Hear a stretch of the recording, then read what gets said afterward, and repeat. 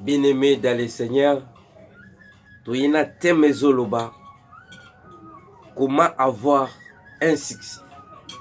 Bien-aimé dans le Seigneur, la bénédiction et le succès, c'est deux choses différentes. Tu peux être béni, mais tu n'as pas du succès. Qu'est-ce que nous dit la Bible? La Bible dit ceci. Après la mort de Moïse, Josué, il était rempli du Saint-Esprit et la sagesse, mais il n'avait pas du succès. Les gens ont pleuré Moïse, Moïse. Après cela, l'Éternel lui-même, il est venu chez Josué pour lui dire, fils de Nun, serviteur de Moïse, Moïse, mon serviteur, est mort. C'est à toi maintenant. Prends courage, un bon courage qui est en agissant. Bien-aimé dans le Seigneur, cela veut dire quoi? Il y a dans la vie, il y a deux courages. Personne ne peut prendre le courage de travailler aujourd'hui, mais demain, il n'aura pas le courage de travailler. Mais l'Éternel dit à Josué, prends courage, un bon courage qui est en agissant. Cela veut dire qu'il faut le mettre en pratique, en action directement. Nul ne tiendra pas devant toi, là foulera la plante de tes pieds, moi je te donnerai en possession. C'est une parole dressée avec beaucoup d'assurance. Mais ce livre de la loi ne s'éloigne point de ta bouche, médite les jours et nuits, afin d'agir fidèlement. C'est par là que tu auras du succès dans ton entreprise et puis tu vas réussir. Bien-aimé dans le Seigneur, pour avoir du succès, il faut aimer la parole. Pour avoir du succès, il faut écouter la parole. Pour avoir du succès, il faut le mettre en pratique. C'est pour cela, Osée 4:6, la Bible dit ceci. Mon peuple est détruit par manque faute de connaissance. Quelle connaissance que la Bible voulait dire? La connaissance, c'est la parole. C'est parce que vous avez rejeté la loi. Automatiquement, moi aussi, je vais vous rejeter. C'est parce que vous avez oublié mes lois et mes commandements. Automatiquement, moi aussi, je vais vous oublier. Bien-aimé dans le Seigneur, selon les révélations spirituelles, la Bible dit ceci. En Jean chapitre 1, verset 1, au commencement était la parole. Et la parole était avec Dieu. Et la parole est Dieu. Mais lorsque toi, tu as rejeté la parole, automatiquement, tu as rejeté Dieu. Lorsque tu as oublié la parole, automatiquement, tu as oublié Dieu. Mais lorsque tu as rejeté la parole, la Bible dit ceci. C'est parce que vous m'avez rejeté. Et moi aussi, je vous rejette.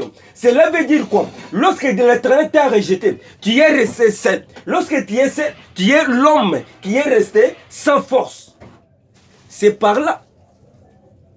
Les sorciers peuvent entrer dans ta vie pour te détruire et te corriger. Il faut aimer la parole. C'est pour cela que je donne raison à l'homme de Dieu, révérend pasteur Moïse Mbi.